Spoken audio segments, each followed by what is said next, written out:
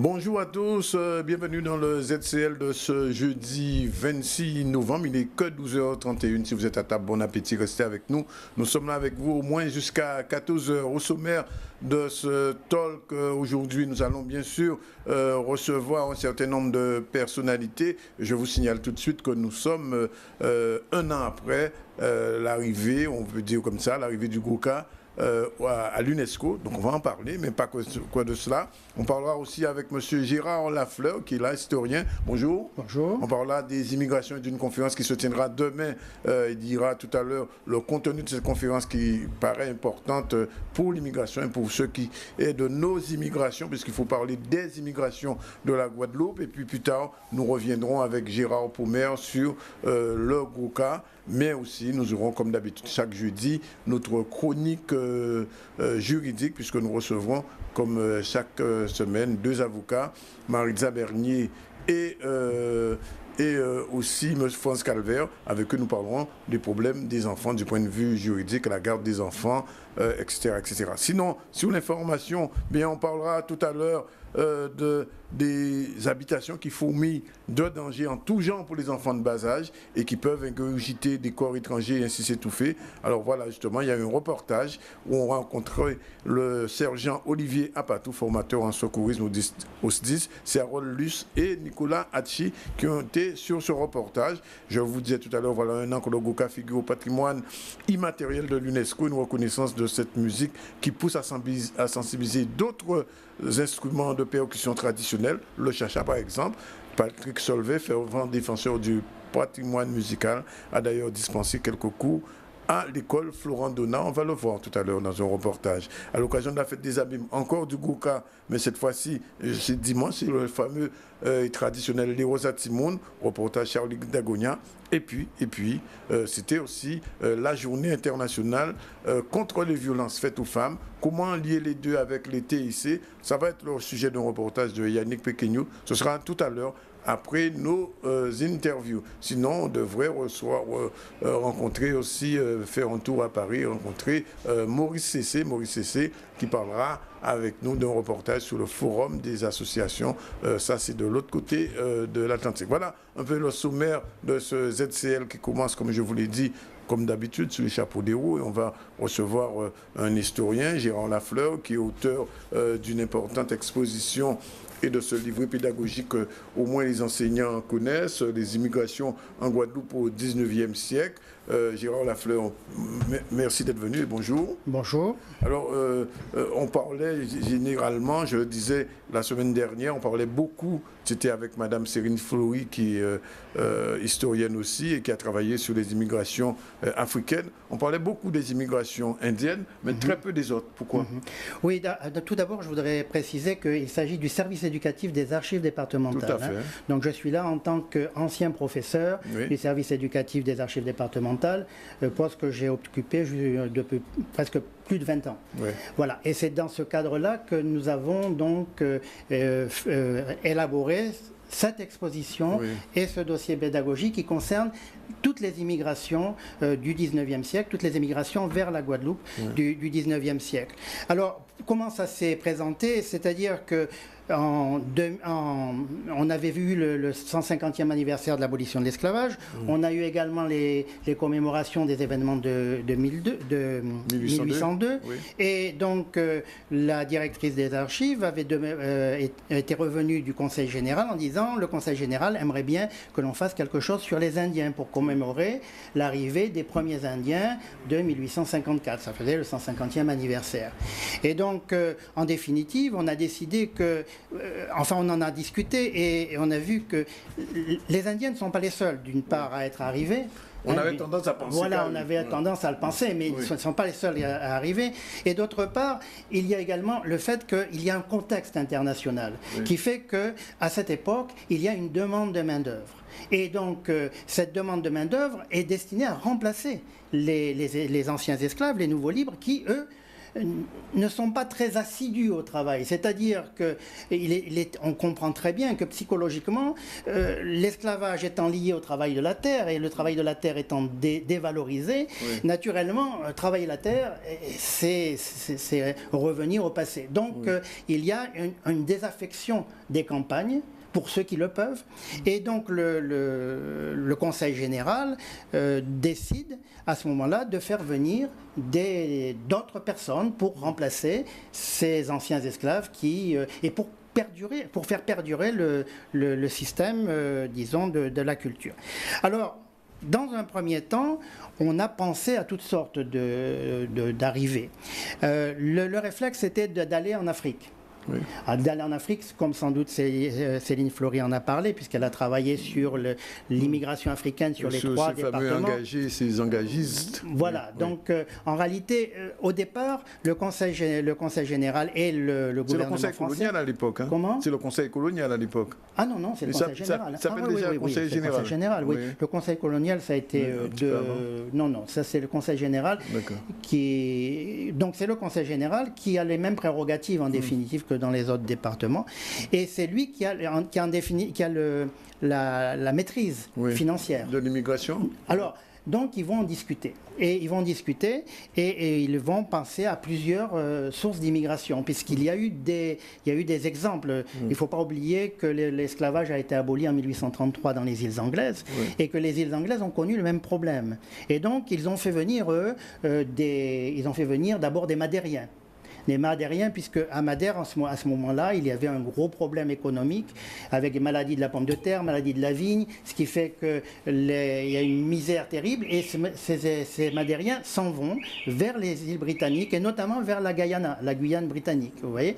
Alors, on réfléchit comment faire pour avoir cette main-d'œuvre, disons, qui semble, disons, intéressante.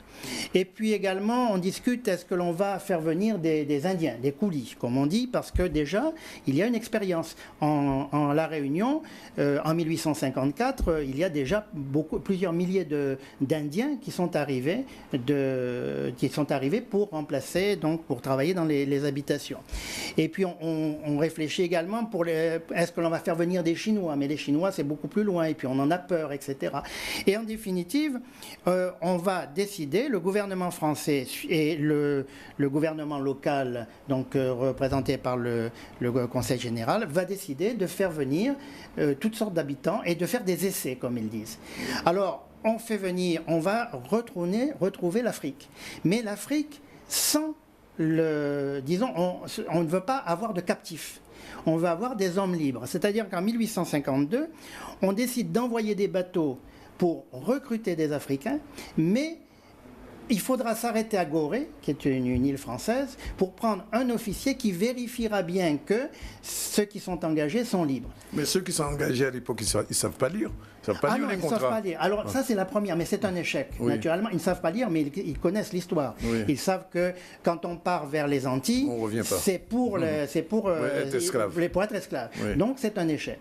Et donc, à partir de 1854, on va choisir un autre système. On va arriver, disons, au Congo notamment, et on va recruter des gens, des captifs, qui ne sont pas congolais, mais qui sont du Luanga, et on va leur faire les acheter, les affranchir immédiatement et leur faire signer un contrat.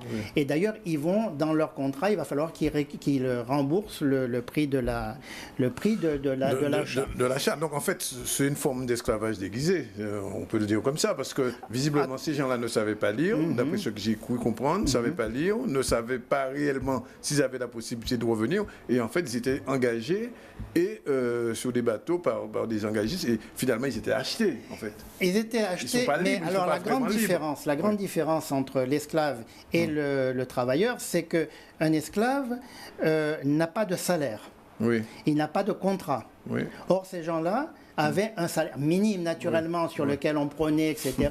Mais ils avaient un contrat. Et ils étaient donc, à un moment donné, ils allaient être libérés. Donc, ce n'est pas tout à fait pareil. Qu'ils rachètent, vous avez dit tout à l'heure. Il fallait qu'ils rachètent, oui. Qu'ils rachètent. Donc, en fait, peu d'entre eux ne sont revenus parce que la différence avec l'immigration indienne, c'est que les Indiens, avec leur contrat, certains ont pu retourner en Inde, alors que les Congolais ne sont jamais revenus. Oui, d'accord, mais parce qu'ils n'avaient pas envie de retourner. Certains sont retournés. Je ne sais pas si Céline vous en a parlé, notamment ceux qui... Il y avait certains peuples qui étaient plus habitués avec le contact avec les Européens, etc. Et ceux-là s'engageaient et certains sont retournés. Mais pour la Guadeloupe, très peu sont repartis. Et d'ailleurs, ils n'avaient pas envie de retourner. C'est-à-dire que ce qui s'est passé pour eux, c'est qu'ils avaient un statut qui était un statut, disons, qui n'était pas tout à fait... est-ce qu'ils étaient français, est-ce qu'ils n'étaient pas français? Ils n'avaient pas de statut ils n'avaient pas de statut défini.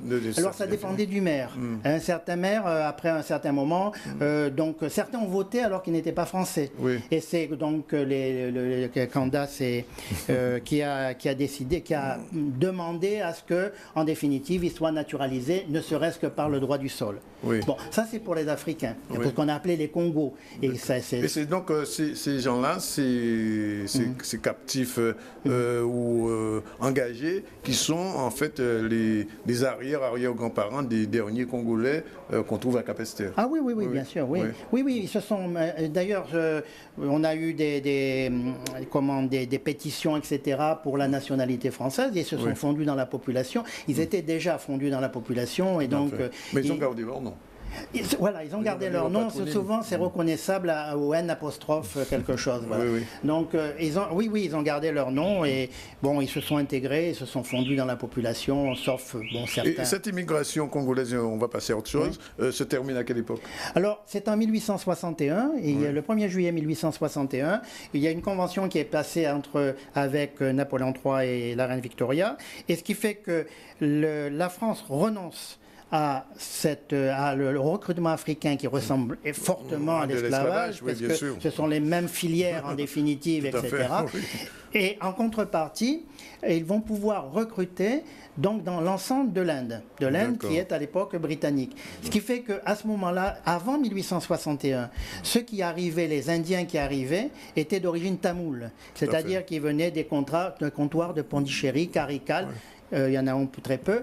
Mais en réalité, d'après Schnackenbourg, souvent on recrutait, disons, au-delà des comptoirs, et quand ils arrivaient, on les, entre guillemets, naturalisés, et ils étaets sujets français. Donc, mais seulement, c'était trop étroit. Il y avait un domaine qui était trop étroit, et donc, pour les 4 vieilles colonies, c'était pas suffisant. Ce qui fait que, grâce à cette convention passée entre la France et les Britanniques, on a pu donc recruter largement dans l'Inde, et c'est à ce moment-là que l'on a vu arriver des Bengalis qui venaient donc du nord, de Calcutta, etc.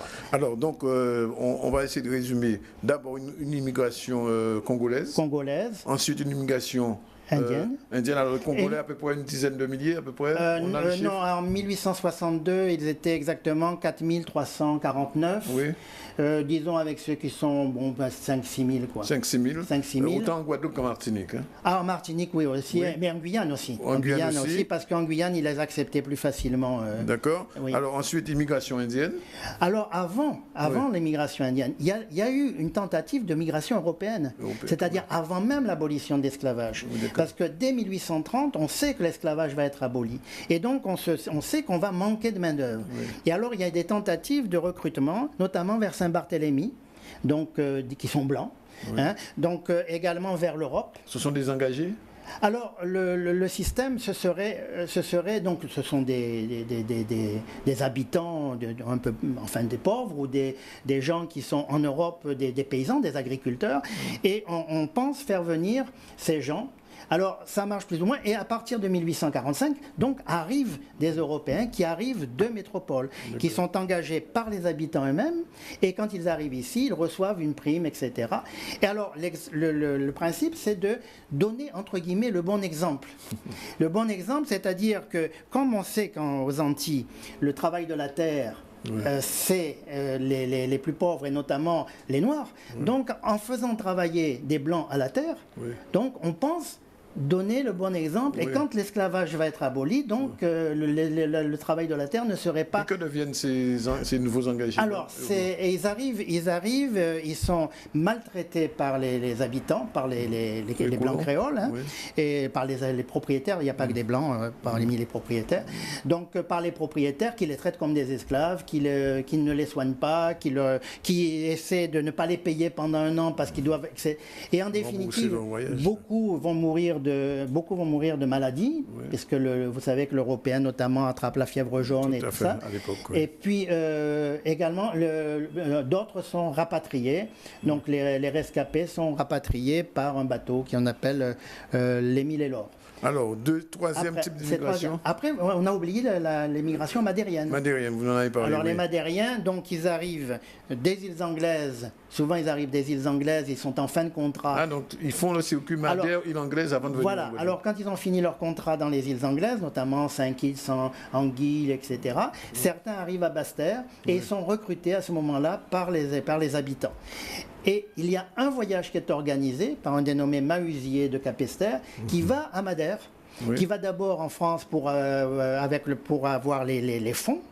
Auprès du gouvernement, et ensuite qui va à Madère et qui essaye de recruter 400 Madériens, mais en réalité la prospérité économique est revenue à Madère et il a énormément de mal à recruter une 160. Ces Madériens n'ont pas laissé de traces. Ah si, aussi il y a les Dacunia par exemple. On trouve des noms de Souza, etc. Dans la région de Trois-Rivières. Sont d'origine madérienne. D'accord. Aussi des Japonais. Alors les Japonais viendront après, c'est une autre chose. Il y a d'abord les Indiens. Alors donc les Indiens, on en a parlé, tout le monde le sait. Bon, d'abord le sud de l'Inde avec les Tamouls, puis ensuite les Bengalis. Donc eux, comme vous l'avez dit, ils ont un contrat de 5 ans et il est prévu qu'ils puissent retourner. Peu retournent en définitive, soit parce qu'ils ne veulent pas retourner parce qu'ils ont été recrutés dans des milieux les plus défavorisés, soit et ils préfèrent avoir la prime, le prix du voyage comme prime. Et beaucoup d'ailleurs, très rapidement, s'installent, achètent des morceaux de terre, etc. On a le cas sur Fond Cacao, on a le cas également sur Matouba, où les gens achètent et très rapidement ils deviennent, ou sur Bouillante même, qui n'est pas une terre connue pour être peuplée par les Indiens. Marie-Galante aussi. Marie-Galante aussi. Bon, donc très rapidement... Mais ils se regroupent quand même autour des usines quand même. Hein. Ça dépend. L'immigration indienne, elle est liée à... Ah oui, ça pour la Grande Terre, ils sont autour des usines par la force des choses, puisque l'émigration, elle est faite essentiellement pour les usines à sucre. C'est une immigration économique, directement économique. Bien sûr, bien sûr. Je vois aussi qu'il y a aussi des Anamites. Alors, les Anamites, c'est un cas particulier, parce que les Anamites, les Anamites. Aujourd'hui, on les appellerait Vietnamiens. Vietnamiens, oui. Donc, Anamites, il y avait trois royaumes, mais le royaume d'Annam était un royaume organisé, avec une armée, avec une certaine noblesse, etc. Et à l'époque, donc, la France intervient. Ce qu'on va appeler plus tard le Vietnam, ou ce qu'on va appeler l'Indochine, et intervient. Et donc, ce sont des officiers, des fonctionnaires qui sont d'abord envoyés à Toulon. D'accord. Et dans le fort de la Mole, ils sont à Toulon. Et à Toulon, là, on les maintient à l'écart et on leur propose de venir en Guadeloupe pour travailler dans les usines. Donc, on en envoie, mais ils ne sont pas très nombreux, mais ils arrivent. Mais ce sont souvent des gens qui sont instruits, qui sont amiraux, qui sont commandants, qui sont trésoriers, etc., qui ont des connaissances. Et eux, ils ne vont pas travailler dans la canne. Ils vont travailler comme mécaniciens bien souvent, ou dans l'encadrement des habitations. Et surtout, on ne les maintient pas ensemble. Et au bout de 5 ans, les premiers qui sont arrivés, donc ils arrivent par 20, par 30, et au bout de 5 ans, les premiers qui sont arrivés vont voir le gouverneur en disant « Bon, on a fait notre temps, on repart chez nous ». Il leur dit « Ah non, pas du tout, vous n'avez rien compris. C'est que vous êtes libérés, mais vous pouvez rester en Guadeloupe. Et tant que le gouverneur de l'Annam ne nous donnera pas l'autorisation, vous ne pourrez pas rentrer. Et d'où cette révolte, cette rébellion de 1872. Voilà, donc à ce moment-là, ils s'organisent, ils se révoltent, ils sont arrêtés, certains sont envoyés en Guyane, où ils finiront par s'échapper à nouveau. Enfin, c'est une révolte sans être une révolte. C'est-à-dire que... C'est une rébellion plutôt. Voilà, c'est une rébellion. Et leur idée, c'était de prendre un bateau, de prendre un bateau et d'aller en Dominique, et de Dominique ensuite retourner chez eux. D'accord. Voilà.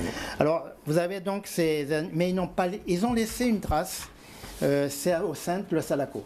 Ah, le fameux chapeau. Voilà, parce que certains ont été, à la suite de cette révolte, ont été... je suis un peu trop long peut-être, non? Non, allez-y. Non, parce que certains ont été envoyés donc au Saintes, à Terre de Batte, pour travailler dans la poterie.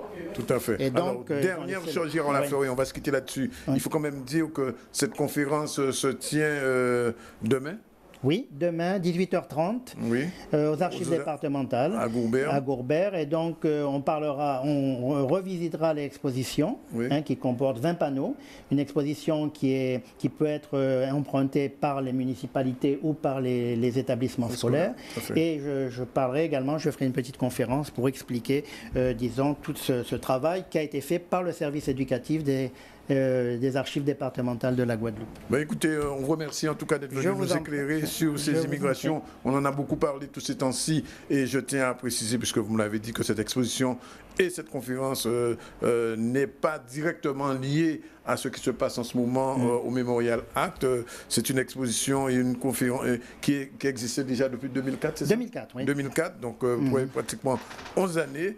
Et donc, c'est un véritable travail qui a été fait. Sinon, tout de suite, on va se quitter en vous remerciant. Il est 12h53. On va tout de suite démarrer sur l'information et revenir à l'information, à l'actualité, et parler de ces habitations qui fourmillent de dangers en tout genre pour les enfants en bas âge, les enfants qui peuvent ingurgiter des corps étrangers et risquent ainsi de s'étouffer. Alors, que font les parents dans ce genre de situation stressante? Quelques gestes qui sauvent, et cela avec le sergent Olivier Apatou, formateur en secourisme au SDIS, un reportage de Harry Luce et de Nicolas Hatchi. À réaliser, déjà prendre le nourrisson, le mettre sous ses avant-bras, la tête en avant, sur ses cuisses, et effectuer 5 claques dans le dos, entre les omoplates, avec le temps de la main. Assez vigoureuse pour pouvoir provoquer l'expulsion du corps étranger. 1, 2, 3, 4, 5. Ça provoque la toux. Dans le dos. Ensuite, on va vite mettre une main à l'arrêt de la tête, reprendre le nourrisson en sandwich, parce que les enfants ils sont très fragiles au niveau de la colonne vertébrale, donc il faut bien les tenir. On leur retourne sur main, toujours sur l'avant-bras, toujours la tête vers l'avant, et on va faire des compressions thoraciques. Ce geste va permettre de comprimer le poumon et d'expulser le corps étranger. À savoir, les claques dans le dos, en général, c'est très efficace. Si c'est bien fait, c'est très efficace. On n'est pas obligé d'arriver jusqu'au compression abdominale. Pareil, on va juste positionner 2 doigts à 1 doigt au-dessus de la ligne imaginaire qui sépare les 2 mamelons. Donc voilà les 2 mamelons ici. On va enlever un doigt et on a un doigt au-dessus. Et on va effectuer 5 compressions thoraciques. 1, 2, 3, 4, 5. On va juste vérifier si le corps étranger n'est pas dans la bouche. S'il n'est pas dans la bouche, c'est qu'il est toujours à l'intérieur. S'il ne crie pas, l'enfant ne bouge plus. Il n'y a pas de réaction, c'est qu'il est toujours en situation d'étouffement. On continue la manœuvre, 5 claques entre les omoplates et on retourne jusqu'à ce que ça fonctionne, jusqu'à ce qu'elle perd connaissance. Donc, pour constater les signes qui vont permettre de voir que le nourrisson s'étouffe, bien sûr, c'est l'objet qui sera à proximité, on va plus voir. Il va changer de couleur, il ne pourra plus crier, on va voir les yeux qui vont se réviser, on va voir que l'enfant ne va pas bien. Et là, on commence, parce qu'un nourrisson, il ne parle pas. On commence les gestes de secours adaptés. Ouais.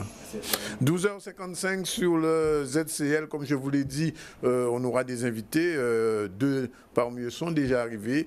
Edwin Lopin, bonjour. Bonjour. Et aussi Gérard Poumer, maître K, bonjour. Oui, à l'académie. Au Kakembe. Mais tout à l'heure, nous retrouvons, on commence tout de suite avec Ewing Lupin, qui est un jeune Guadeloupéen. On vous a beaucoup vu depuis au moins un an sur tous les médias, un peu partout, à la GEG, à Paris, Noël des étudiants. C'est quoi votre job réellement? Mon job réellement, alors ça c'est mon activité sociale, Oui, avoir oui. une activité en tant que président de la GEG. Mais mon job réellement, c'est d'être étudiant. Voilà. Oui. Ah, vous êtes toujours étudiant? Oui, bien D'accord. sûr. Et j'ai une licence d'histoire et une licence de compta. Et je continue en master. J'ai fait une année de césure cette année. Oui. Mais également ma société que j'ai montée depuis 2010 et qui a 2 collaborateurs, une boîte de conseil. Alors, on essaie de comprendre un petit peu le personnage. Vous avez été proche de Marie-Louise Panchard, aujourd'hui vous êtes proche de Luel. Qu'est-ce qui fait que vous sautez de l'un à l'autre? Ah, je ne saute pas de l'un à l'autre. Il y a une transition. J'ai été proche de Marie-Louise Panchard. Non pas de Marie-Louise Panchard, mais de Nicolas Sarkozy. Oui. C'est pas la même chose. Oui. C'est pas la même chose. C'est pas la même chose. Enfin, c'est plus la même chose. Ah, c'est pas la même chose. C'est pas que c'est plus, c'est plus Parce c'est pas la que même chose. Panchard était très proche de oui, mais Panchard Sarkozy. était très proche d'elle, Oui. de lui, tant mieux.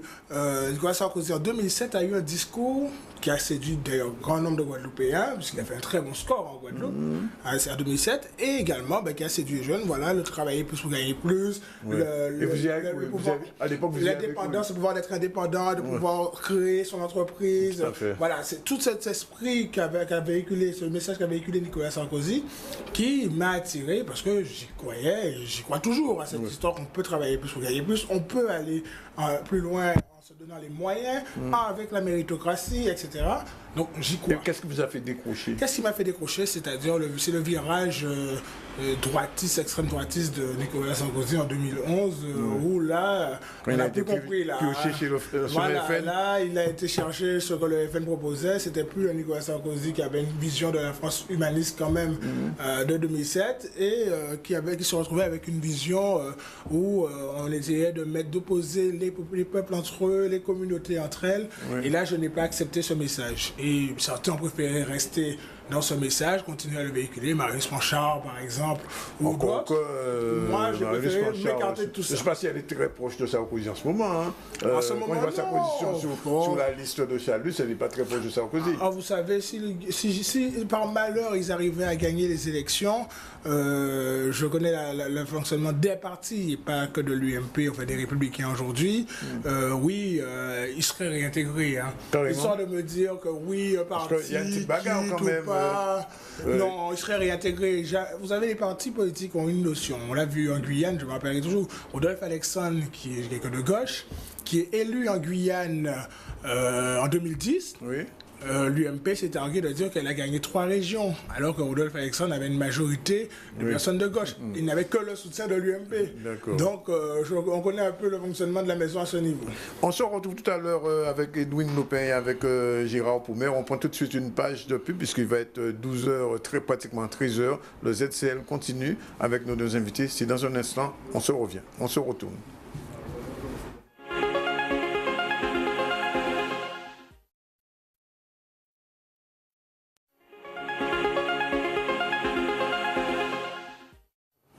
Retour donc sur le ZCL, il est 13h06. Je reçois, je me vous l'ai dit, Edwin Lupin et Gérard Poumer. Après avoir reçu Gérard Laffer, je me tourne vers Gérard Poumer. Alors Gérard Poumer, vous savez que nous l'année Gouka rentré à l'UNESCO, ou pas ici, mais on est en bas là. Qui j'en vive ça?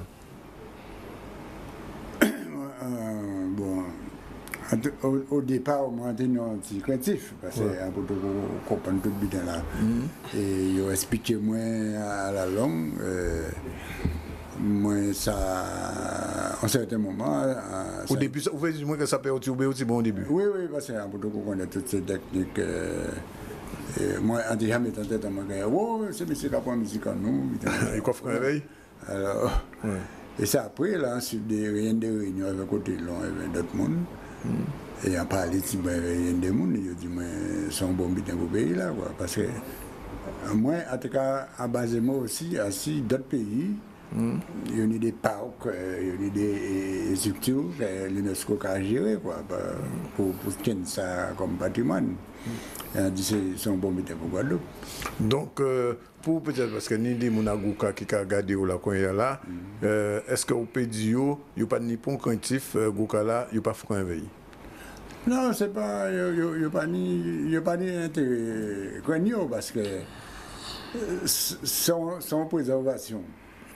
C'est comme si vous avez un poisson qui est au salé pour juste la semaine prochaine. D'accord. Eh bien, nous, musique là, ça, il nous garde dans les.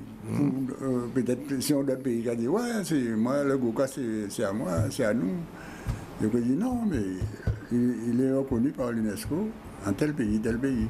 D'accord. Alors, Gérard, faut dire quand même que ça fait quelques temps que ou en bas là, ou en Fantabet là, quand on a dit, on a une occasion de rencontrer ou à un concert, nous avons parlé de ça tout à l'heure. Et tout à l'heure, nous avons parlé aussi de Caravane à Gouka, qui a fait à l'entour à premier l'année là, ça a viré côté M. Edwin Lopin. Edwin Lopin, vous êtes aussi un jeune Guadeloupéen, vous m'avez déjà dit un peu sur votre parcours, pourquoi vous avez quitté Sarkozy, mais pourquoi vous êtes raccroché à lui? Pourquoi m'être rapproché à Victor Lurel? Ça fait 5 ans qu'on travaille ensemble. Ça fait 5 ans, quand on a monté la GEG, je ne vais pas nous parler de la GEG, mais quand on a monté cet assaut, il nous a fait confiance. Il nous a dit, vous êtes des jeunes, vous avez un projet d'accompagnement des jeunes de Guadeloupe, les amener vers l'excellence, je vais vous aider. Ne me décevez pas. Il n'a pas fait ça dans un sens politique. Ça aurait pu être depuis 5 ans que je fais de la politique avec lui. Non, pas du tout. Pendant 5 ans, on a travaillé. J'ai pu côtoyer la personne et voir comment, avec son équipe, parce qu'il y a un candidat qui dit que, oui, il dit c'est vrai parce que c'est lui qui donne l'impulsion. Mais derrière, si tout se fait, c'est parce qu'il y a une équipe. Comment, avec son équipe, il a mené la Guadeloupe au plus haut niveau. La reconnaissance qu'on a quand on va à l'international et qu'on demande de citer des hommes politiques, ou dans certains cercles où on parle de la Guadeloupe, on pourra citer immédiatement Victor Lurel, parce qu'il est reconnu sur la scène nationale comme étant un homme politique de qualité. Ça fait partie des raisons pour lesquelles je soutiens Victor Lurel. Vous ne vous sentez pas pris en otage en non, tant que jeune?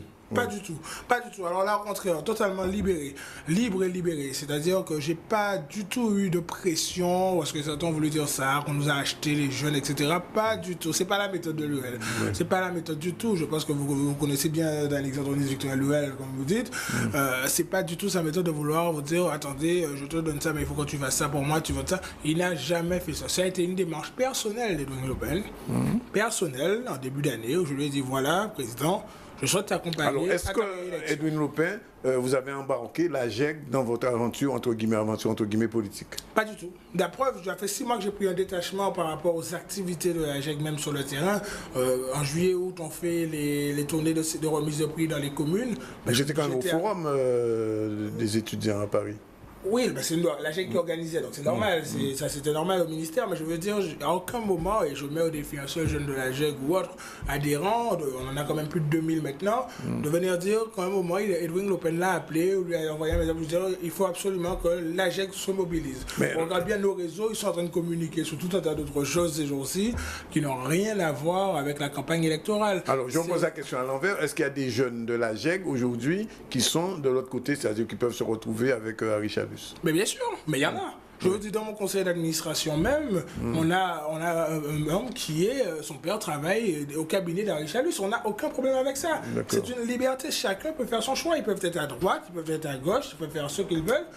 On est totalement libre. Au contraire, c'est ça l'émulsion des idées. Le courant de pensée où on se dit, on peut confronter les idées. On se dit, écoute, ouais, mais bon, à qui foutez-vous là, parce que nous meilleur, c'est ça, ou là, au fond, erreur. Ou on peut aller dans notre sens, on va leur dire, écoute, moi je soutiens RTL, je soutiens Victor Lurel parce que voilà, il a travaillé pour le pays, il continue. Toi, tu peux pouvoir dire oui, Henri Chalus a fait.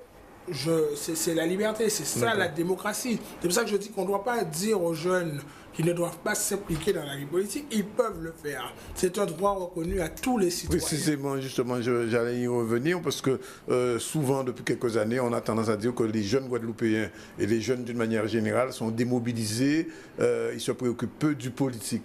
Vous qui avez été à l'origine de cette AGEG, entre guillemets, ça aussi, le nom a créé beaucoup de soucis, mais enfin, on ne va pas y revenir aujourd'hui, en tout cas pas aujourd'hui. Est-ce que le sentiment qui prévaut chez vous, c'est que les jeunes Guadeloupéens sont démobilisés politiquement? Non, il s'intéresse à la chose. Simplement, j'ai peur qu'il s'intéresse parfois à l'écume des choses et à ne pas rentrer dans l'action réelle de la politique. Qu'est-ce que la politique? On a des jeunes, je vais comparer deux candidats. Excusez-moi, ce sont les deux challengers principaux de cette élection. Les autres vont pas être contents. Oui, Vous savez mais qu'il y a 10 listes. il y a 10 listes, mais oui. je parle de ceux qui font le plus de bruit pour le moment. D'un côté, je vais avoir un jeune qui va me dire, oui, j'ai eu une aide régionale, j'ai pu obtenir ma bourse, etc. Ah ouais, mais c'est arrivé 10 mois après ma rentrée universitaire. Mais je l'ai quand même eu, l'aide régionale. De l'autre côté, j'ai un candidat qui fait beaucoup d'écume et qui annonce beaucoup de choses, que j'ai fait 42 permis. Oui, mais nous, on a accompagné 42 000 jeunes sur les 10 dernières années. On a fait beaucoup d'autres choses. Et il reste un peu dans la surface. Et je leur demande de prendre le temps de lire. Vous voyez, il y a un programme chez nous. Je leur demande d'aller lire les programmes. Et d'ailleurs, regardez ce qui a été écrit ou proposé par d'autres. Vous verrez très bien que Victorien Lurel a pris le temps de faire un programme qui se base sur un bilan de 9 ans en exercice, allez, 11 ans avec sa majorité de travail. Et il arrive avec plus de 240 nouvelles propositions. Et on lui reproche justement de en faire 240 en ce moment. Oui. 240, c'est pas trop pour une mandature de 5 ans. Mais comme il dit très bien, il devrait pas faire 1000. Le problème, c'est qu'on a un budget à respecter. Donc, quand on a un président de région qui est responsable, parce que la région Guadeloupe a quand même deux rôles, en fait, la région de maire, une logique de programmation et une logique de... Une logique de programmation et de mise en place des choses. Et de mise en place. Donc, dans la partie de programmation, il réfléchit, il décide de se dire, ben voilà, dans 5 ans, on va faire telle chose, telle chose, telle chose. Mais on ne fait pas tout d'un coup. On ne peut pas dire à tout le monde, voilà, par un coup de baguette magique, je vais donner de l'emploi, je vais créer de l'entreprise. Est-ce qu'on veut une société de Guadeloupéens où il n'y a que des Guadeloupéens qui sont chez l'entreprise et qui vendent à qui? Parce que c'est les questions qui vont se poser quand on nous dit qu'on va libérer les énergies. On va prendre des exemples concrets dans cette liste Lurel à laquelle vous adhérez, puisque vous avez déjà été au Conseil régional des jeunes. Tout à fait. Dans le temps, ça a été une première expérience. Qu'est-ce qui est prévu pour un jeune, c'est-à-dire le jeune qui vous regarde aujourd'hui, qu'est-ce qu'il peut espérer? Parce que M. Chalus fait des propositions. Il y a même un groupe qui s'appelle Acteurs du Changement. Vous avez vu Jeunes leur Acteurs du proposition? Changement. Pardon? Vous avez vu leur proposition? J'ai vu le programme de M. Chalus. Quand ils viendront, on aura l'occasion d'y revenir. Mais sur vos propositions pour la jeunesse, qu'est-ce que vous proposez de nouveau aux jeunes, en sachant que nous sommes dans un pays où près de 60% des moins de 25 ans, c'est-à-dire des gens de votre catégorie, sont chômeurs? Mais qu'est-ce qui est proposé de nouveau? C'est-à-dire que c'est une continuité, c'est pas que du nouveau. On a aujourd'hui, comme vous dites, 60% des jeunes de moins de 25 ans au chômage. Je rappelle que l'emploi, c'est une politique de l'État. Oui. Victorien Lurel avec ses équipes. Avec la nouvelle loi, vous savez que ça va être étendu. Oui, mais c'est des compétences qui sont partagées à tous. Hein. Oui. La région, le département, les vous savez très bien que les agglos et les communes. Oui. Donc c'est une compétence partagée avec l'État. Mais la région donne une impulsion. C'est un acteur de développement économique, donne une impulsion. Le principal. Et elle le fait d'ailleurs, il joue son rôle. 270 millions investis en 5 ans sur le développement économique et l'aide aux entreprises, c'est pas rien sur un budget de 500 millions par an avec 300 à peu près en investissement et 200 en fonctionnement, c'est pas rien. On ne peut pas dire qu'il n'y a pas eu de financement fait. On a eu pour les jeunes des emplois d'avenir qui ont été cofinancés. C'est la seule région de France à financer l'emploi d'avenir, à permettre que le financement soit à 100%. C'est-à-dire que la région, l'État met 75%, la région met les 25% restants et il reste même à l'employeur encore une quarantaine d'euros quand il a fait son recrutement. Et combien de jeunes ont été touchés à peu près? 800 jeunes, 870 sur 30 000 chômeurs. Est-ce qu'on aurait pu dire qu'on n'aurait pas pu rien faire? Est-ce que vous avez créé de l'emploi? Est-ce que vous, monsieur, vous créez de l'emploi? On ne peut pas dire que l'emploi, ça ne se décrète pas. Ce n'est pas le coup de baguette magique. Je suis à la région. Bon, aujourd'hui, je vais donner de l'emploi à tout le monde. Vous pensez bien que dans le monde entier, ça aurait été réglé.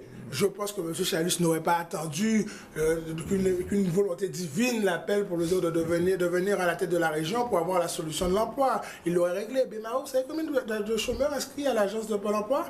7700. Oui. Voilà. Donc si on mettait ça à l'échelle de la Guadeloupe, c'est 100 000 chômeurs à l'échelle de la Guadeloupe. Oui, mais enfin, donc, la région n'est pas de mairie.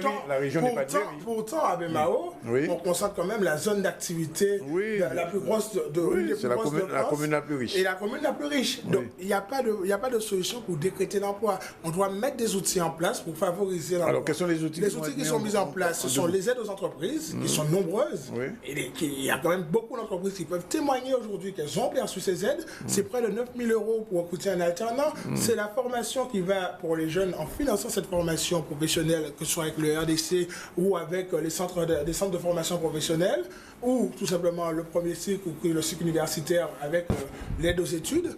On a également l'emploi tremplin. Le président de région a annoncé qu'il va mettre 2500 emplois tremplin supplémentaires. C'est 12 000 € qui sont donnés au recrutement à une entreprise par la région.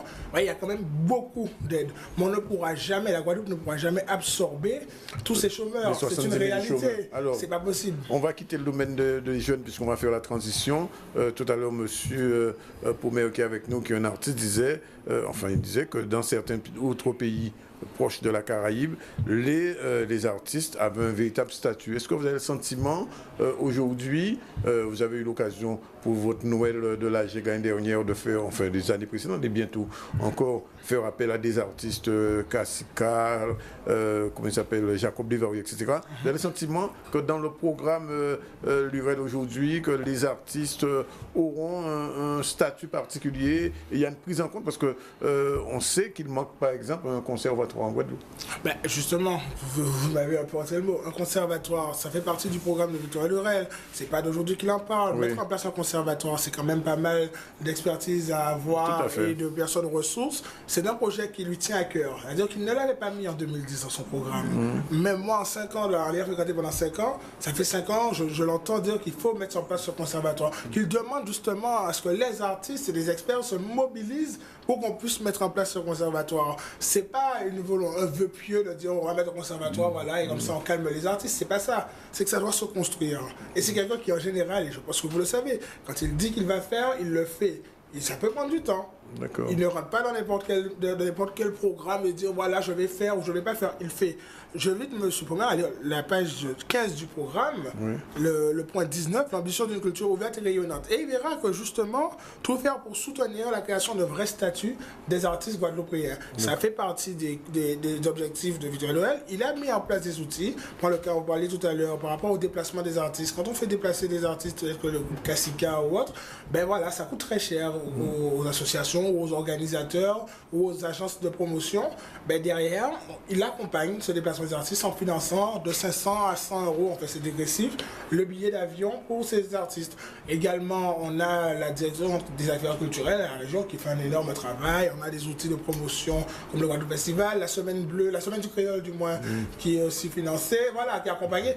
La région met des moyens pour ça. Maintenant, il faut que les acteurs s'emparent du sujet et ne viennent pas chacun le voir avec son projet personnel et individuel. Et c'est là le problème qu'on a en Guadeloupe, où on ne sait pas rester dans des projets individuels, mais je veux dire, on va sortir de ça et se mettre ensemble pour construire un projet global. Edwin Lopin, avant de vous quitter, une dernière question, puisque vous êtes sur cette liste. Imaginons, tout est possible, que M. Lurel soit réélu. Et vous êtes à la région en tant que jeune de moins de 30 ans, 25 ans je crois. Quelle va être votre première proposition en tant que conseiller régional si vous êtes élu demain? Ma première proposition, tout dépendra déjà du portefeuille qui m'est affecté. Oui. Qu'est-ce que vous voulez? Qu'est-ce que vous souhaitez? Non, c'est pas. Il y a des envies, mais je veux dire, voilà. Si vous aviez la possibilité de dire je veux ça, mais sans l'obtenir, vous aurez choisi quel poste? Vous savez, il y a 3 domaines qui seraient intéressants. Alors la jeunesse, bon, c'est un peu réducteur de s'enfermer dans la jeunesse. Il y a la dépendance, même si c'est pas une compétence. La dépendance. Qui n'est pas une compétence de la région, mais qui, dans sa transversalité, est là. Et puis, il y a aussi la formation professionnelle et la relation avec l'entreprise. Voilà, c'est 3 sujets sur lesquels on a travaillé. Enfin, pas de nouvelles technologies, c'est pas votre rôle. Il y a d'autres qui sont intéressés. C'est pas que c'est pas mon truc, c'est que moi je veux me toucher l'humain immédiatement. Et toucher l'humain, voilà. Les nouvelles technologies, ce serait un peu comme la commission jeunesse, prédestinée aux jeunes parce qu'ils sont censés être connectés. Vous savez, ça fait partie de ce que disait Harry Chalus hier soir sur de vos Vous aimez beaucoup Harry Chalus, je me rends compte. Le nouveau modèle économique qui nous définit comme va changer, vous retrouvez de M. Chalus. Non, ça ne Non, parce qu'on parle beaucoup de lui. Je ne parle pas beaucoup de lui, je veux dire aux Guadeloupéens de faire attention, de ne pas se laisser enfermer par l'écume, encore une fois, et par les petites phrases qui seraient bien à entendre, mais qui ne veulent rien dire. Quand on demande à Richard Luce de définir son nouveau modèle économique qui nous targue depuis déjà 3 mois, il nous répond que c'est comme changer de passer de l'iPhone 5 à l'iPhone 6. Monsieur Chalus, vous n'avez pas compris ce qu'était présider la région Guadeloupe. Louis Nopin, merci en tout cas d'être venu défendre Monsieur Lurey et puis de répondre aussi surtout à nos questions. C'était une interview qui était attendue depuis longtemps. Et je vous remercie d'avoir accepté. Je me tourne vers le musicien qui est là, Gérard Poumer, ou sorti un jeune nat qui a parlé, même si vous ne pas rentrer en débat politique comme ça, mais on est quand même un sentiment, ou sont Guadeloupéens, qui j'en ressenti à Otis en nous aujourd'hui là. Bon, il y a fait des bulletins positifs, mais on a senti quand même force. Ouais. Parce qu'il y a un groupe qui a des bons musiciens, il y a des bons danseurs. Mais des fois, il n'y a pas ni salle pour répéter, il n'y a pas pu acheter un temps. Les gars, ils ont 12 salles en Guadeloupe, c'est bien ça, hein? Il y en a dans pratiquement les principales communes. C'est prévu dans le CDDT. Oui. Des fois, il y a une association là, mais il est obligé de répéter à Casayo. Ouais. Donc tout ça, ça quand même une sorte de trop de responsabilité, parce que là, on a la musique. Il faut l'esprit anti-gens toujours positif. Pour changer musical ou quoi? Pour changer musical, ou pour changer, oh, ma banni salle, il faut demander un tel si nous pouvons faire un entraînement côté, ça fait toujours. Hein. Ouais. Donc, vous veut dire qu'à l'équilibre, à Otis Guadeloupéen, pour qu'on ait assez de structure pour continuer à travailler. Oui, parce que, et comme les jeunes à présent, il y a plus de fois la musique là. Bon, mais si ils ont côté, ils ont réunir tous les semaines, ou tous les jours, tous les soirs, pas connaître. Mais ça a plus de goût, défini. Et ça a ôté un chemin là aussi. Parce que quand on trouve même à la matin là, quand on est en côté à 10, 20, à d'ailleurs, les musiciens, les ça qui a fait théâtre, les ça qui a fait sketch, mais si nous on côté, on dit bon. Ouais. Donc, à tel côté. Faut n'y bic. Oui, faut n'y bic. Alors, j'ai regardé moi quand même à ce passage en France, avant on dit ce qu'on fait vers Dédé Saint-Prix. On ne pas parler en l'odeille, mais façon ça va coûter on le foie et qui bon. Quand on fait un ballon au niveau musical, est-ce qu'on joue musique en ballon? Vous savez, moi, un jeu de musique, si vous voulez, mais c'est plutôt bien déterminé. Ouais. C'est un jeu avec un américain là, c'est un petit salle là-bas, je n'ai rien. À part au Bataclan? Non, pas au Bataclan. C'est en salle privée. Ouais. Et Tétine Myriam Matélis. Ouais. Moi, on battait la robine, ça paraît pas en tête à moi. Un américain à la guitare et un africain qui a fait basse. Ouais. Et un américain qui a fait soprano et saxo. Ouais. Et nous sommes nés. Donc, pourquoi jouer toujours? Ou pour à la retraite musicalement? Oui. Bon, parce que. Ouais, parce que moun pas oublier Gokato, hein, enfin, c'était un des sommets à musique Guadeloupe. Alors, sans te dire Ouadan, c'est quoi que caravane à Goka, quand on a fait ces jours-là, ça, avec caravane là? Moi, je crois que non, moi. Pas bon. Oui. Mais tout le monde savent ça. Ouais. Et à partir des jours là, au soir là, on a descendu. Et demain matin, il y a un atelier, moi, initié des petits monde. Des jeunes, quand même, en masterclass, quand on voit ça. Oui, en masterclass. Le vendredi, quand on a déboulé, en groupe, Voukoum, tout ça. Oui, parce que la bande de Voukoum dans le mouvement là. Oui, il y a un mouvement là. Vous ne peut-être vous jouer petit moins. Oui, mais même si on est petit moins. Même si on ne pas jouer, il faut descendre moins jouer. C'est Bastien, c'est là qu'on m'a suivi la boue. C'est moi qui mets tout le monde Bastien dans la boue. Absolument, il faut dire ça, c'est important de dire ça. C'est ça, on ne peut pas connaître, mais les gendarmes, ils ont couru derrière moi. En tout cas, obligé de lâcher ton boulet, ils ont crasé. Et comme tu es dans l'eau, il y a ça les hommes, là. Je te donne ça à 50 centimes. Tu à la nuit ou tu vas prendre ton temps? Oui, à la Réunion, c'est bon. Tu vas mettre ça par la rivière, nous quoi faire son. Mais il faut changer tout ça parce que si nous partons là, l'oiseau partons là, Tissi, Bois-Dur, toutes ces boucles-là, je ne sais pas de trouver dans le moulin. Alors, il faut présenter dans le moulin bien par rapport à nous. D'accord. Et à d'autres pays, en France, ils ont fait des bêtises. Ils ont fait des lévoses. Moi, quand je des fois, c'est pour dire, c'est jeune là. Quand je suis là, je sais quoi. Pas connaître mauvais quand il va dire. Si vous savez, si vous savez.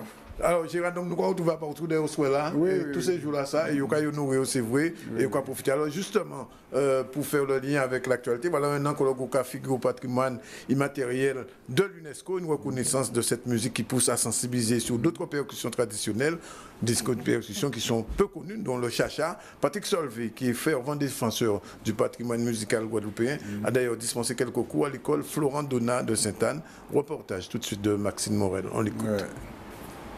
On accueille M. Patrick Solvay, qui fait partie des gens qui ont lutté pour que leur Goka soit reconnu comme patrimoine culturel et immatériel au niveau de l'UNESCO.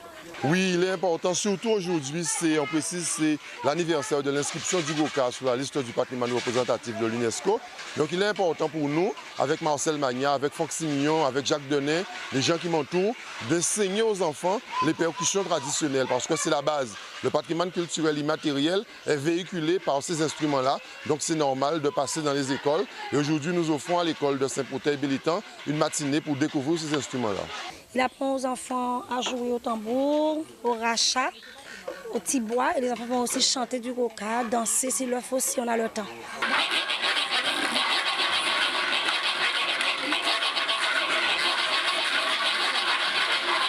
Alors là, les enfants jouent là, les enfants essaient de toucher un instrument qu'on appelle le racha. Le racha, c'est un morceau de bambou qu'on coupe à la bonne lune et strié. Et donc cet instrument-là, d'ailleurs, c'est la période parce que la Noël arrive bientôt, c'est un instrument qu'on utilise surtout lors de la période de la Noël, mais aussi dans les orchestres de quadrille. Et c'est un instrument qui tend à disparaître, donc c'est pour cela qu'on enseigne prioritairement aux enfants l'enseignement de cet instrument-là. Patrick Solvay nous a appris à faire des sons avec le racha. C'est un bout de bambou avec des petits bâtons et qu'on gratte. Le bambou, il en scie avec une scie, mais ça prend 2 jours et demi à faire.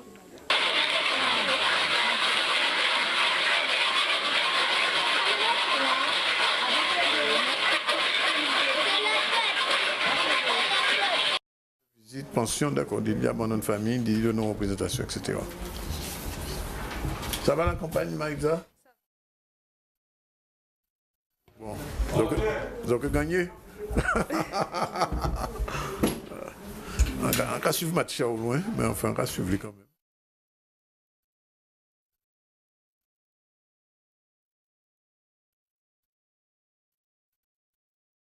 Voilà, retour donc sur le ZCL, il est 13h29, le temps de vous annoncer la page de pub et puis on se retrouve tout à l'heure pour la chronique juridique puisque nos deux avocats sont là, Marisa Bernier et France Calvert. La pub et on se retrouve dans un instant.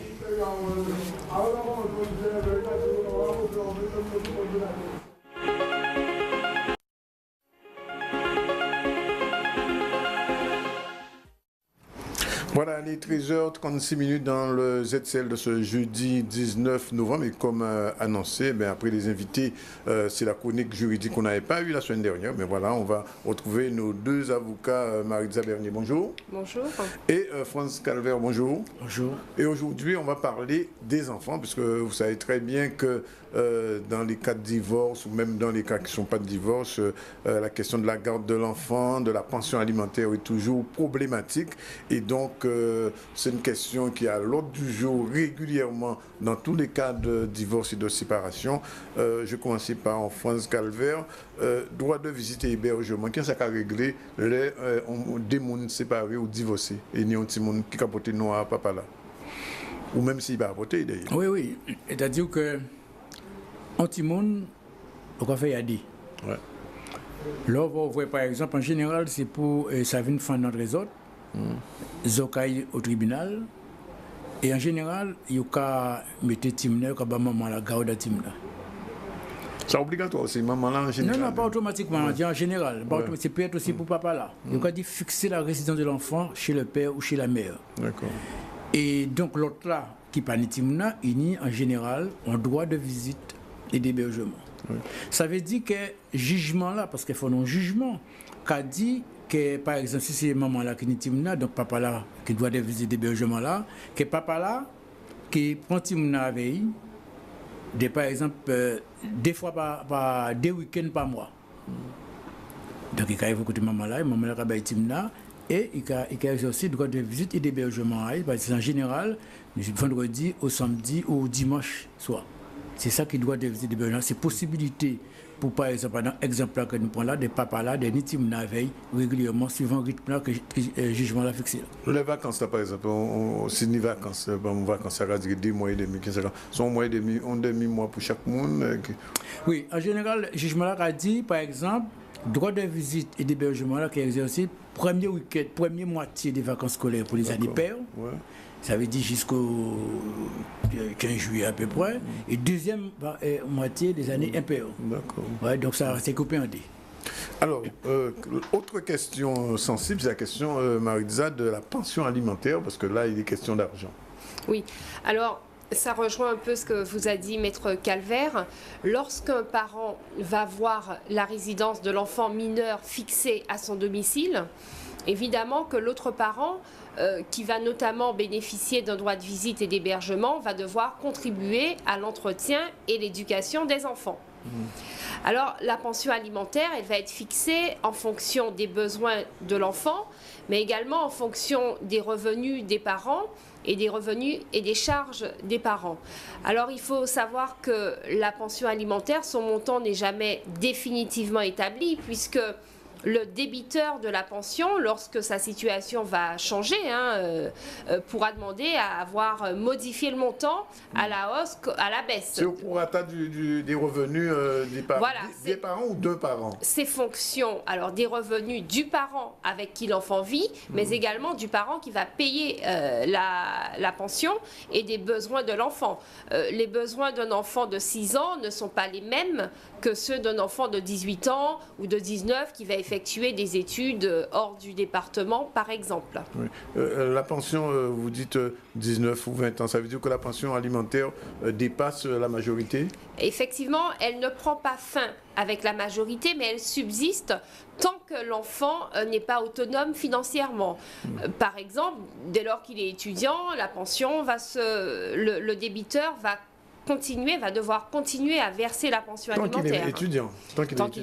Tant qu'il est en recherche d'emploi, tant qu'il n'est pas autonome financièrement. Même ça, à 30 ans, par exemple, s'il ne travaille pas, il peut effectivement solliciter de ses parents une contribution à son entretien. Alors, à contrario, est-ce que cette pension peut être versée par la mère si le père n'a pas de revenus? La pension, elle va être versée par le parent chez qui l'enfant ne réside pas. Oui. Donc si l'enfant réside chez son père et que la mère a des revenus suffisants, elle pourra effectivement être condamnée à payer une pension alimentaire au père. Oui. Alors, juste une question subsidiaire à vous deux. La pension alimentaire de l'enfant est-elle liée à la pension que l'un des conjoints doit verser l'un à l'autre? Du tout, ce sont deux choses différentes. Les cas dans lesquels le conjoint doit verser à son époux ou à son épouse, une pension, c'est dans le cadre du devoir de secours pendant la procédure de divorce.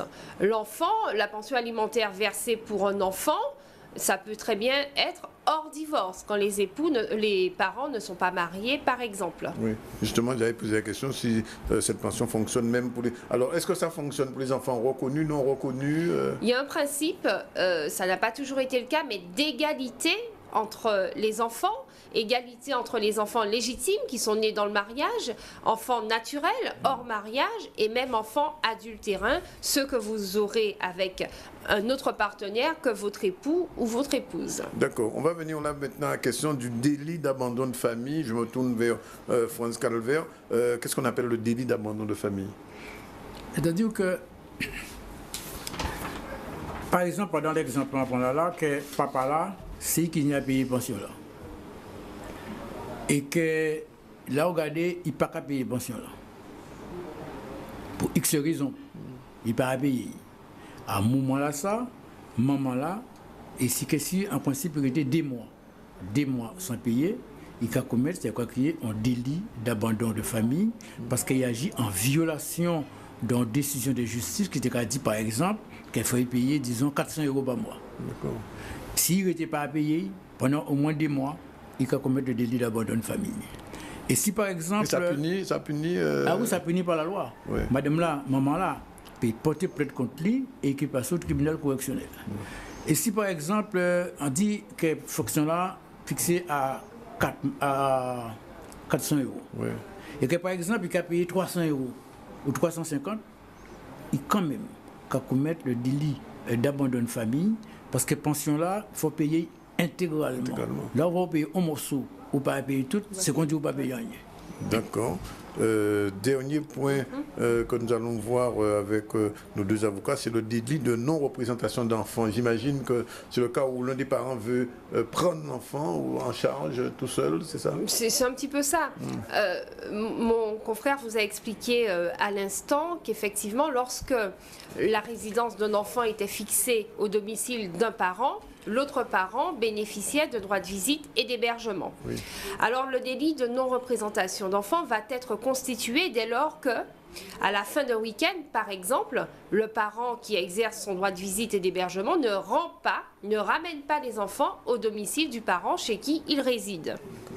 De la même manière, si un parent bénéficie d'un droit de visite et d'hébergement et que celui avec qui l'enfant réside refuse de lui remettre les enfants, il se rend effectivement passible également du délit de non-représentation d'enfants, qui est un délit qui, comme tous les délits d'ailleurs, oui, c'est ça, passible de prison et d'une peine d'amende. D'accord. C'est une difficulté. Alors, dernière chose, d'une manière générale, on n'aura peut-être pas le temps d'entrer dans le détail, mais je pose quand même la question à vous deux, la question des héritiers de l'héritage, en ce qui concerne les enfants, légitimes et non légitimes. Est-ce qu'ils sont en égalité?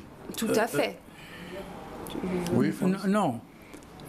C'est-à-dire que ce qui est important, c'est ça qui est la filiation. C'est-à-dire, est-ce que maman là ou non reconnaît Timna, parce que ça va arriver, ou est-ce que papa là reconnaît Timna? Il ne peut pas apporter non. Mais à partir du moment que filiation, par exemple, paternelle en Timoun, filiation maternelle en Timoun établie, il peut hériter des familles. Il reconnaît Timoun, qu'il reconnaît Timoun. Ah ben, il fait ça maman, son papa. De père inconnu. De père inconnu ou de mère inconnue. Il ne peut pas hériter dans le monde qui ne peut pas reconnaître. Parce que non, on radio ça, parce que souvent, on entend qu'elle va changé, et que même si un petit monde n'a pas apporté non à papa là, et il n'est pas reconnu, il te paie. Effectivement, ce que vous voulez dire, c'est qu'au décès du présumé père, vous avez 5 ans pour faire établir un acte de notoriété qui va constater que vous êtes l'enfant de monsieur untel. Donc il y a un acte préalable à faire. Recherche d'ADN et Du tout. Vous allez avec 3 témoins au tribunal d'instance pour pouvoir reconnaître que vous avez toujours été considéré comme étant l'enfant de monsieur untel. D'accord. Ben voilà, il est 13h45. Je vous remercie France Calvaire et Marisa Bernier. On vous retrouve la semaine prochaine. Et quant à nous, on va tout de suite continuer avec le journal et l'information continue donc dans notre cas. On va parler aujourd'hui de la fête des abîmes qui a débuté depuis déjà quelques jours et qui battra son plein jusqu'à dimanche. Et pourquoi j'ai choisi ce sujet, c'est parce qu'il est en lien avec ce qu'on vient de dire, non pas parce que c'est un point de vue juridique, mais c'est parce que c'est Kenny les Rosa Timoun, et les Rosa Timoun, c'est sur la place Frédéric Jalton, quelque part dedans. C'est avec Charlie Dagouya, c'est tout de suite. Bien.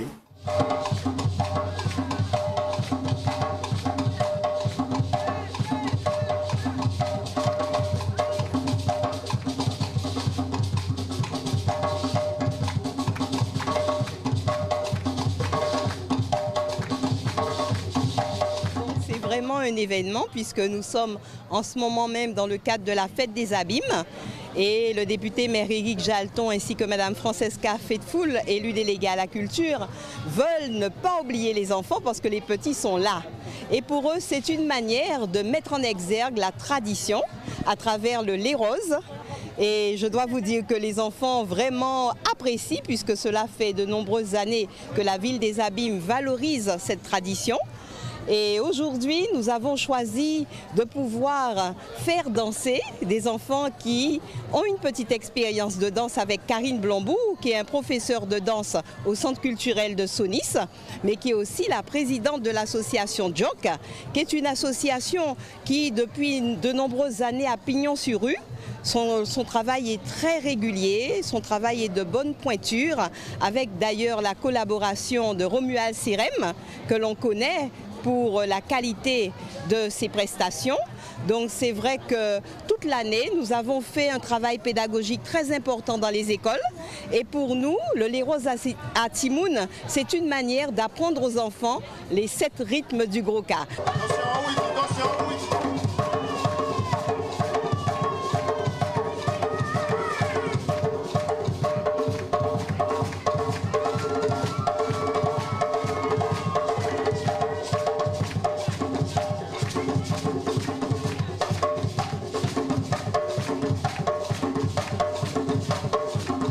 J'interviens au Centre culturel Sonis le lundi.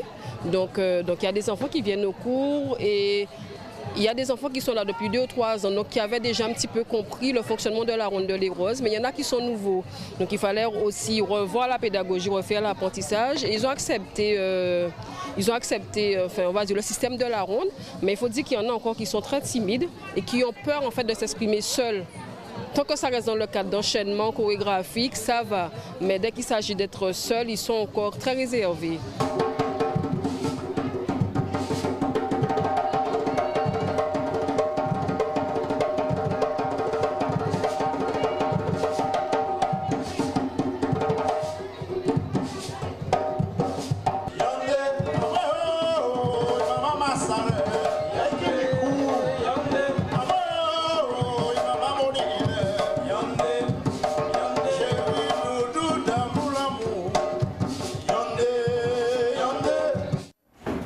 Voilà, 13h49 et nous allons conclure cette édition du ZCL avec la journée internationale de lutte contre les violences faites aux femmes. C'est la 4e édition et aujourd'hui, ce matin, Yanis Pequeno s'est rendu au lycée des droits de l'homme à Petit-Bourg où les élèves ont essayé de lier autour de cette matinée d'échange l'éthique et l'intime. Alors l'éthique, bien sûr, c'est les nouvelles technologies d'information, de communication. Le reportage tout de suite de Yanis Pequeno.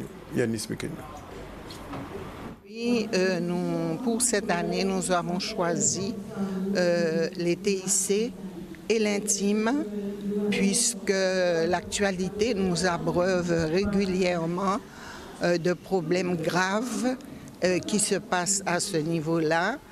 Et on a parfois l'impression fausse que les jeunes ne mesurent pas l'importance de ce geste et que ça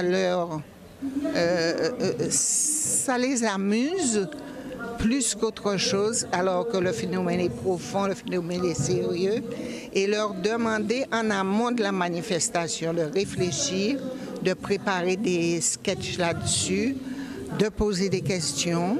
C'est une forme de prévention, c'est une forme de prise de conscience qui nous permet quand même d'augurer favorablement de l'avenir parce qu'il ne faut pas baisser les bras. Maintenant, ça devient presque normal de voir des vidéos de filles, des photos comme ça nues, etc., qui circulent sur les réseaux sociaux. Donc c'est pour que les filles qui vont devenir des femmes puissent prendre conscience que voilà, ça va aller sur toute leur vie et tout. Le garçon a vraiment un rôle à jouer. Il faut déjà qu'ils se mettent en tête que voilà, leur intimité, ça leur, c'est pour eux. Et puis ça ne regarde que, ça ne regarde pas les autres, etc. Et s'ils ont besoin d'avoir des relations, etc., de faire ça, de se retrouver et de faire ce qu'ils ont à faire, mais ils n'ont pas envoyé des photos. Puisque après, s'ils se disputent, etc., ils ont trop tendance à se venger comme ça. C'est devenu fréquent, oui, c'est devenu fréquent qu'il y ait des filles qui envoient leurs photos à leurs mecs, mais elles font pas ça pour le but de faire du buzz en fait, mais elles font ça... Vous voyez, elles font ça pour leur mec, pas pour les autres. Pour certaines personnes, en fait, c'est grave. Mais pour d'autres, en fait, je pense que elles prennent plaisir à faire ça, je pense. On constate que les jeunes actuellement aiment cette technologie. La technologie pour eux c'est la facilité de faire des choses. Et ne savent pas, c'est pas qu'on dit qu'ils ne savent pas l'utiliser, ils l'utilisent à mauvais escient. Donc on essaie dans la mesure d'amener notre savoir entre grands, comme on dit grands, pour voir une gendarmerie, parce que moi je fais partie avant tout d'une brigade de prévention. Donc je fais de la prévention pour éviter certains dérapages dans cyberharcèlement, sexto, sexting, voilà, donc pas mal de choses. Donc on est là pour dire aux jeunes, c'est vrai qu'il faut apprécier cette technologie, c'est vrai que le virtuel c'est quelque chose de magnifique, mais il faut savoir aussi, autant que c'est magnifique, autant c'est dangereux. Voilà, on aura bien compris que les réseaux sociaux ne doivent pas servir non plus à agresser les femmes. Et c'est donc dans le cadre de cette journée internationale de lutte contre les violences faites aux femmes que cette réflexion s'est faite entre l'éthique et l'intime. Voilà, il est pratiquement 13h33 dans le ZCL. On va refermer cette édition. On va se retrouver demain à partir de 12h15. On remercie, comme d'habitude, toute l'équipe technique qui a porté mon œuvre pour la réalisation de ce ZCL. Et puis on salue notre amie Céline en espérant la revoir très prochainement à cette place-là, à côté de nous, dans le ZCL. Voilà, on referme l'édition. On vous remercie. À la réalisation technique aujourd'hui, c'était Yann. Et puis demain, on va encore retrouver Yann et ce sera vendredi. Salut!